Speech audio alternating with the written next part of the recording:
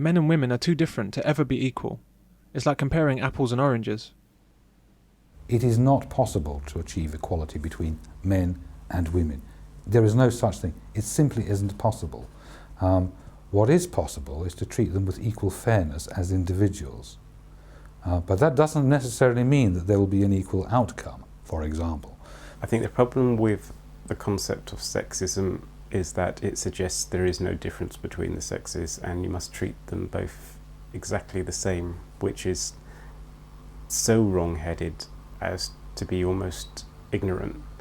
Should a man who can carry 2 bricks in his wheelbarrow be paid the same as a woman who can only carry 1 brick? Now, what's the answer to that question? You know, if a man can carry 2 bricks, then during the course of the day he will do twice as much work as the woman who can only carry 1 brick. Therefore, the man might argue, well, I should be paid twice as much as the woman. The woman will say, no, that's not fair because I'm not physically able to carry 2 bricks, and after all, I've done the same amount of work. My point is that if the man was to be paid twice as much as the woman would object, and she would have some justification for making that objection. On the other hand, if they were both paid the same amount, the woman would be happy, but the man is then entitled to object, saying, I'm doing twice the amount of work. My point is, there is no solution. There is no amount of money where people wouldn't say, that's not fair. It's a question of balance. But there's nowhere to put the balance. There's nowhere to draw the line, which would be agreed upon by everyone. There is a fundamental difference between the sexes. I mean, if you want an example, just go out and look at all the relationship books about how men and women communicate with each other, men are from Mars, women are from Venus. You won't need books like that if you could treat men and women exactly the same. And sexism is based on that concept, so sexism is a concept that needs updating, I think, a little bit. So when women say, a lot of women say, I'm a feminist because I support equality, I feel like tearing my hair out and saying, what do you mean? You mean you get paid the same for carrying 1 brick as I get paid for carrying 2 bricks? To which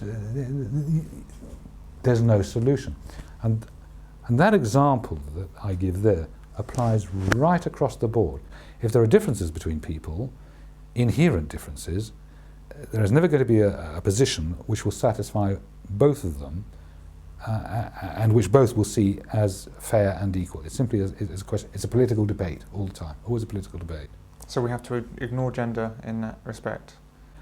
But if we do ignore gender in that respect, then women will say it's not fair.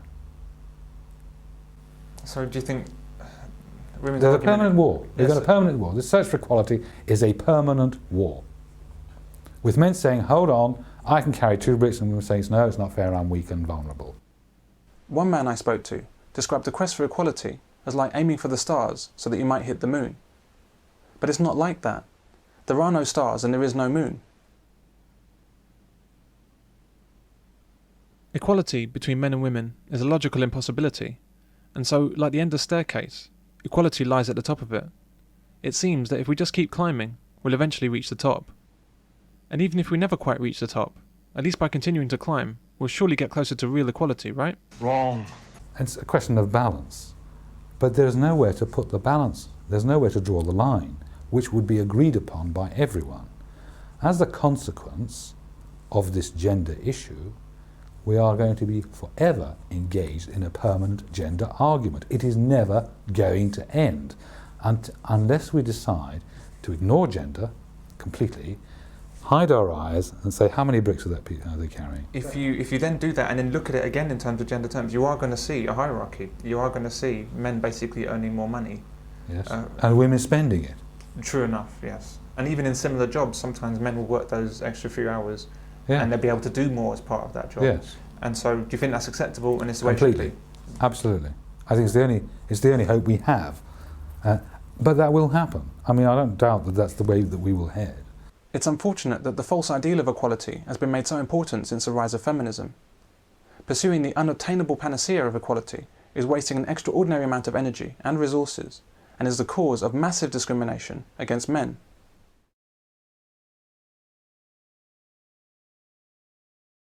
If we had anything approaching real equality in the workplace, we'd have to face up to some clear realities.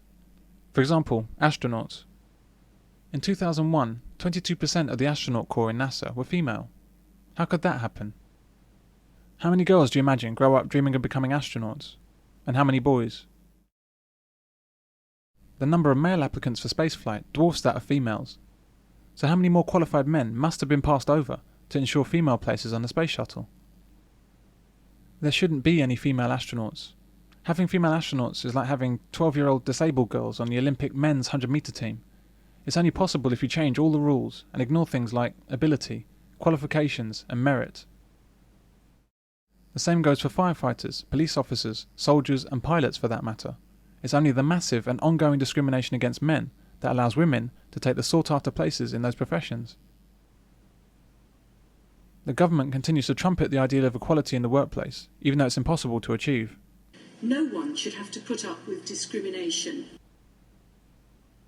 We need to make further progress on fairness, and that's why we will legislate to give more scope for employers, if they want to increase the number of women or black or Asian employees, to take positive action. Only under apartheid in South Africa has discrimination deliberately been written into law.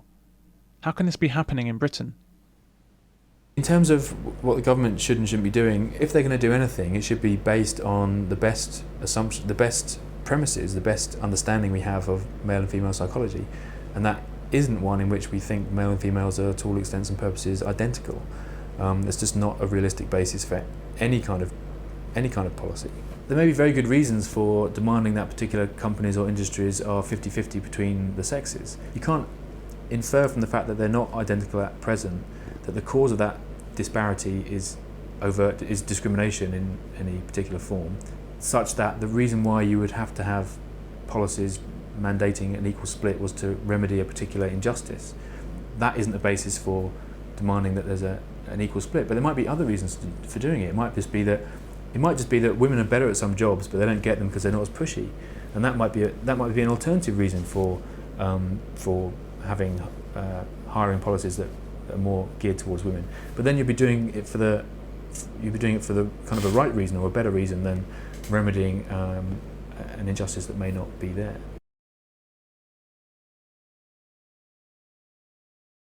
Women are like cyclists. Cyclists want to be treated the same as cars on the road, even though they can't keep up with traffic. Except when they come to a red light. Then they want to be treated differently to cars. Women don't want equality. Very few women indeed want to work as a matter of necessity. Most women will work only until they find a man to take the main burden away from her. My father always worked 2 jobs, which made my mother so comfortable she'd quit her job over anything. Check, please. And I mean anything. Now, do I look like I have your check? All that hollering at people. I don't need this. My husband has 2 jobs. Indeed, what women really want is a Richard Gere to take them away from it all.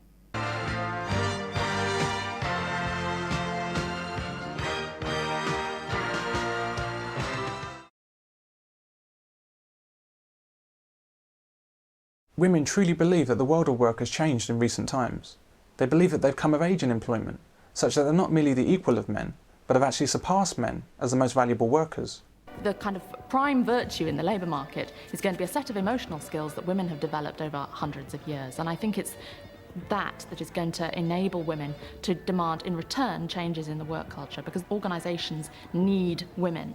So they're going to have to make whatever accommodation is necessary to keep those women there and in those places. And men will have to learn these kinds of emotional skills or find themselves outmanoeuvred. Of the nature of work and what it will mean for women if we're living in a world where the technology has so radically changed our lives. And I think the most obvious change is the reduction in emphasis on physical labour. If now you sit at a keyboard, you don't have to be physically strong anymore.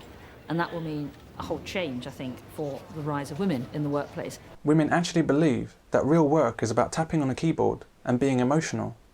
This shows just how dissociated women are from the realities of the working world. It shows how sheltered the lives of women in the Western world have been, and how thoroughly women have been brainwashed by government and business interests under the guise of feminism. Women are not oppressed. Women are more than half the population, and yet they're treated like a minority. Women like to think that the measures to enforce equality in the workplace, sexual harassment, pay gap, glass ceiling, sex discrimination, glass cliff, are being done for the good of women. They're not. Women are simply an untapped resource that needs to be harnessed and put to work. Women are not being freed, they're being enslaved, just like men. Fairness is important for our economy. An economy which sees no one pushed to the margins or excluded brings the widest pool of workers to employers, and diversity makes us outward-facing and helps us to compete in the global economy. Diversity does not help us compete in the global economy. Talent does. Diversity for its own sake inhibits progress and discriminates against men. I've seen no evidence from women that they genuinely want equality with men, and judging from the typical women that I come across, I don't expect I ever will. The difference between men and women in the workplace is that whilst women are less capable workers than men, they make far better slaves. If you're looking at a capitalist society, you want the fodder, which are the people who are going to do the work. As long as you employ women, you have a very malleable force, and you have a force that you can pay a lot less.